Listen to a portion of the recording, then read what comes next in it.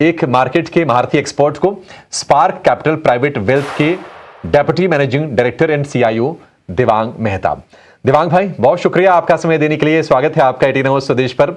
जिस बड़ी डील का पूरी दुनिया देवांग भाई इंतजार कर रही थी, वो डील तो हो गई है। हालांकि अभी 60 दिनों का विंडो है जिसमें कि अमेरिका और ईरान के न्यूक्लियर प्रोग्राम को लेकर चर्चा करेंगे। लेकिन आप जरा ये बताइए सर कि आप अपने क्लाइंट्स को, अपने परिचितों को आप क्या एडवाइस कर रहे हैं? क्या अब ये समय है बाजार में दिल खोल के आने का, पैसे लगाने का, या थोड़ा कॉशियस रहना चाहिए? क्योंकि मॉनसून को लेकर चिंताएं हैं, अभी अमेरिका और भारत की ट्रेड डील बाकी है, और कहीं ना कहीं Q1 के जब अर्निंग आएंगे तो मार्जिन पर प्रेशर कंपनीज के देखेंगे। तो करना क्या है? पैसे अभी लगाने हैं या फिर थोड़ा थोड़ा स्टैगर्ड मैनर में बाइंग करनी चाहिए? Abhishek ji, thanks for having me on the show. Always a pleasure to be on 18 hours Swadesh. Yes, देखिए, आप जैसे बहुत ही अच्छा आपने सवाल के अंदर बहुत सारे सवाल पूछ लिए हैं। इसमें यह है कि अगर आप मार्केट का इस तरफ का कॉम्प्लेक्शन देखें तो मैं ये खास कहूंगा कि अभी दो तरह की मार्केट चल रही है। एक मार्केट के अंदर दो मार्केट है। आई नो ये थोड़ा डिफिकल्ट है समझाना। एक, अगर आप टिपिकल आईटी स्टॉक्स में है, टिपिकल बैंकिंग स्टॉक्स में, अगर आप लार्ज कैप आईटी में है तो आप 3, 4, 5 साल के लो पे है। कुछ कंपनीज जो बहुत महारथी बन गई थी, जिसका 18-19 लाख करोड़ का मार्केट कैप था, आज वो 10 लाख करोड़ के भी नीचे के मार्केट कैप पे आ गई। आईटी कंपनीज की बात कर रहा हूं, कुछ कंपनीज। उसी तरह से अगर आप देखें तो मतलब कुछ बैंकिंग कंपनियों ने भी लास्ट 2-3 साल में कोई रिटर्न्स नहीं दिए। तो मेरे ख्याल से एक मार्केट है जो टिपिकल लार्ज कैप कंपनीज है, निफ्टी वाली कंपनीज है, जो इंडेक्स वाली कंपनीज है, वहां पे एक बेयर मार्केट जैसी सिचुएशन है। और अगर आप देखें तो छोटे मझोले शेयर जिन्होंने लास्ट 2-3 महीने में जिनके नंबर्स अच्छे आए, जिनमें प्रॉमिस था, जिन्होंने डिलीवरी भी किया है, जिनका गाइडेंस भी अच्छा है, उनके नंबर्स अच्छे आए। अभी आपने बिल्कुल सही कहा कि इस समय पे क्या करें, क्योंकि जो पहले हेडविंड्स थी वो अभी टेलविंड्स बन गई है। सडनली लास्ट 4-5 दिन से अगर आप देखें तो ये वॉर खत्म होते हुई दिख रही है। नेचुरली नैरेटिव्स चेंज होते हैं बहुत जल्दी, तो बहुत इजीली कहना डिफिकल्ट है। लेकिन क्रूड जो सबसे बड़ा इंडिया के लिए तकलीफ था, वो अभी बिहेव कर रहा है जो मिसबिहेव कर रहा था, राइट? वो 80 के नीचे जिस तरह से आजकल है, तो ऐसा लगने लगा है कि इंडिया की जो दिक्कतें थी वो सॉल्व होते हुए दिख रही है। आरबीआई ने काफी प्रोएक्टिव मेजर्स लिए हैं, गवर्नमेंट ने भी जो मेजर्स लिए हैं एफआईआईज को अट्रैक्ट करने के लिए, एटलीस्ट डेट मार्केट में, वो भी कुछ हद तक अच्छे हैं। और मुझे लग रहा है कि आने वाले 8-9 महीने में कोई इलेक्शंस नहीं है, और जिस तरह का एक पॉलिटिकल एनवायरनमेंट बना है, शायद गवर्नमेंट काफी रिफॉर्म्स भी आगे कर सकती है। मेरे हिसाब से एक ही चीज मिसिंग है जो आप देखें, अगर एक फिगर की बात करूं तो लास्ट पूरे कैलेंडर ईयर में 1.7 लाख करोड़ का सेलिंग जो किया था एफआईआई ने, ये टाइम पे अभी तक ही 2.5 लाख करोड़ का सेलिंग हो चुका है। ये 6 महीने भी खत्म नहीं हुए।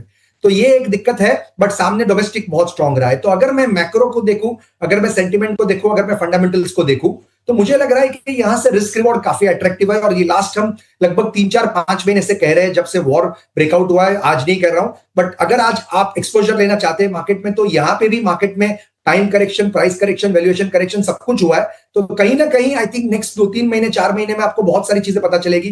फर्स्ट क्वार्टर के नंबर भी आ जाएंगे और क्या हो रहा है ग्लोबल मार्केट्स में, ग्लोबल इकोनॉमीज में, वॉर की सिचुएशन क्या है। तो आई थिंक आप नेक्स्ट 2-3 महीने में ट्रांचेस बना के आपका एक्सपोजर मार्केट में बढ़ा सकते हैं।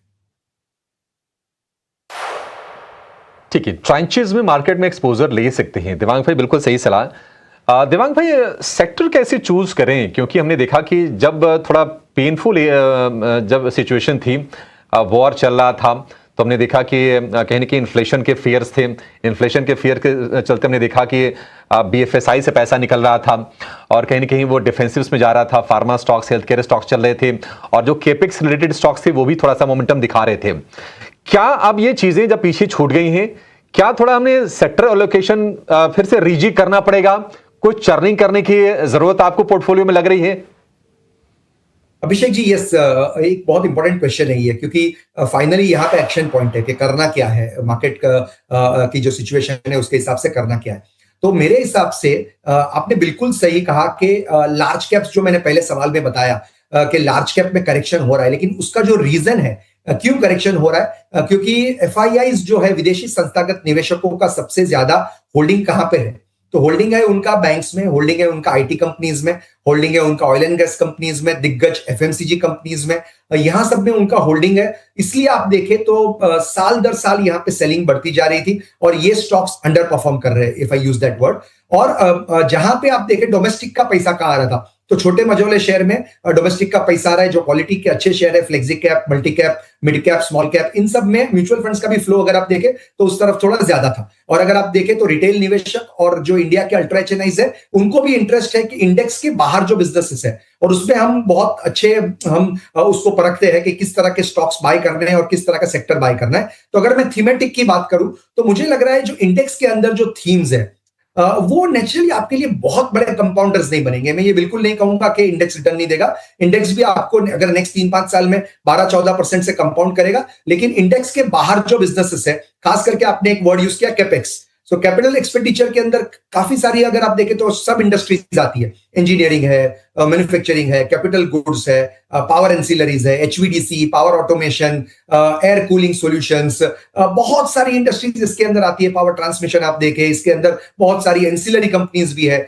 एक सेक्टर ये हो गया जो कैपेक्स रिलेटेड है, जो यहाँ पे हमको दिख रहा है कि गवर्नमेंट कैपेक्स तो है ही, प्राइवेट कैपेक्स भी आने वाला है, क्योंकि काफी कंपनी कैपेसिटी यूटिलाइजेशन के ऑलमोस्ट अपने पीक पे आ रही है। तो एक ये सेक्टर हो गया। दूसरा सेक्टर कंजम्पशन रिलेटेड सेक्टर, लेकिन उसमें मैं हमेशा कहता हूं कि थोड़ा डिस्क्रिशनरी कंजम्पशन, मतलब जो लग्जरी कंजम्पशन है, जिसमें आप ज्वेलरी, वॉचेस के स्टॉक्स देख सकते हैं, ट्रैवल टूरिज्म आता है, थोड़ा नीश कंपनीज इसमें आप देख सकते हैं, जहां पे इंडिया का लाइफस्टाइल एक्सपेंशन हो रहा है। एक वो सेक्टर हो गया। तीसरा सेक्टर में फाइनेंशियल्स में हमेशा कहता हूं यस, कुछ बैंक्स डेफिनेटली चलेगी क्योंकि बहुत समय से नहीं चली है, लेकिन साथ में जो फाइनेंशियलाइजेशन का जो थीम है, जो खास करके इंडिया जो फिजिकल एसेट्स से फाइनेंशियल एसेट्स की ओर जा रहा है, जिसमें बहुत सारी एएमसीज है, वेल्थ मैनेजमेंट कंपनीज है, डिपॉजिटरीज है, एक्सचेंजेस है, आप देख रहे हैं कितना इंटरेस्ट है लोगों को एनएससी के आईपीओ के लिए, बीएससी के स्टॉक भी, जिस तरह से कोई रिकमेंडेशन नहीं दे रहा हूं, जिस तरह से ये कंपनीज चल रही है, wealth management companies, broking companies, I think तीसरा पॉकेट ये है। और चौथा पॉकेट अगर मैं बात करूं तो नीश फार्मा कंपनीज, आपने कहा हेल्थ केयर, डायग्नोस्टिक, हॉस्पिटल,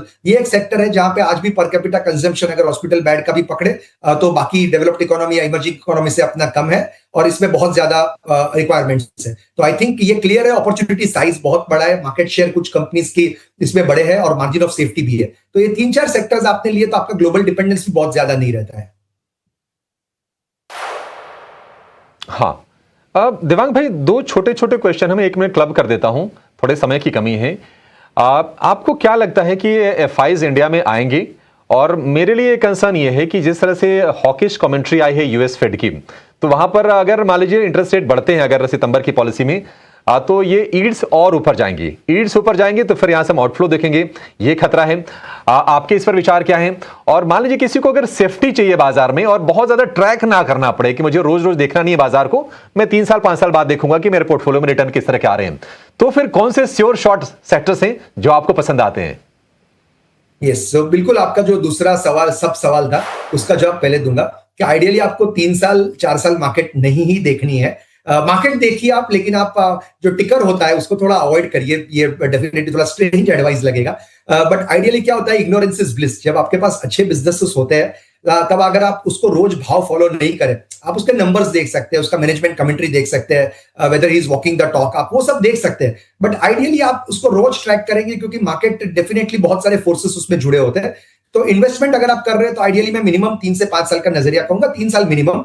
तो आप लॉन्ग टर्म के लिए आप अगर आ रहे हैं तो आपको कोई शॉर्ट टर्म वरी मत करना। सेकेंड, आपका जो सवाल था एफआईआई लौटेंगे कि नहीं, इस पे मेरा ये एक है कि देखिए लौटेंगे तो अच्छा होगा, उनके लिए ही अच्छा होगा, क्योंकि इस तरह का आपने जो इंडिया का एक प्रीमियम था वो प्रीमियम चला गया है। मैं ये नहीं कहूंगा कि हम बहुत सस्ते हैं, हमने वैल्यूएशन करेक्शन देखा है थोड़ा सा, हमने प्राइस करेक्शन, और सबसे इंपॉर्टेंट 1.25 साल 27 सितंबर 2024 को, if my memory serves me right, Nifty ने टॉप बनाया था 26,500 का, आज भी हम उस लेवल के काफी दूर है, और अगर आप देखें तो ब्रॉडर मार्केट भी उससे दूर है इन दैट वे। तो मेरे हिसाब से एफआईआई इसलिए आएंगे क्योंकि कहीं ना कहीं आप अगर देखें तो एआई का जो ट्रेड है, जो कोरियन मार्केट्स है, ताइवानीज मार्केट्स है, और बाकी की मार्केट में जो बहुत पैसा गया है इंडिया से निकल के, कहीं ना कहीं करेंसी भी आज लगेगा कि 96 के करीब है। बहुत सारी हेडविंड्स कम होते जा रही है, क्रूड नीचे आ गया है, गवर्नमेंट पॉलिसीज काफी कंड्यूसिव होती जा रही है, रिफॉर्म ओरिएंटेड कंट्री है, और अर्निंग्स आने हैं। सो भले लार्ज कैप में बहुत बड़े अर्निंग्स नहीं है, लेकिन काफी मिड कैप कंपनीज में अर्निंग्स आएंगे। तो मेरे हिसाब से एफआईआई शायद जल्दी आएंगे, कब आएंगे कहना मुश्किल है, लेकिन ये भी उनका आना जरूरी है। और अगर वो आते हैं तो आई थिंक मुझे लग रहा है कि डोमेस्टिक का जो फ्लो है वो तो बहुत स्ट्रांग रहा ही है, बट जो आप बोलते हैं, जिसको आप बोलते हैं आइसिंग ऑन द केक, वो अगर उनका पैसा आ जाए तो उस तरह से हो सकता है। ठीक है, उनका पैसा आ जाए तो सर मजा आ जाए, लेकिन हम वेट ही करते रह गए और वो ट्रेंड अभी स्टैब्लिश नहीं हो पा रहा है। देखते हैं कि आखिर चीजें कब बेहतर होती हैं। और अगर हम निफ्टी के ऑल टाइम हाई की बात करें तो वहां से निफ्टी अभी भी लगभग 8 से 9% नीचे है। लेकिन एक अच्छी चीज ये है कि जो वॉर के दौरान के जो लेवल थे 182 के आसपास तक निफ्टी गिरा था, वहां से लगभग 8 से 9% के आसपास का सुधार भी आ रहा है। तो अच्छा देखना चाहें तो अच्छा है, और अगर निराश होना चाहें तो फिर ये आपको ऑल टाइम हाई निफ्टी का लेवल देखना पड़ेगा। फिलहाल बहुत शुक्रिया देवांग भाई आज समय देने के लिए और विस्तार से तमाम मुद्दों पर, तमाम बिंदुओं पर चर्चा करने के लिए और हमारे दर्शकों की हैंड होल्डिंग करने के लिए।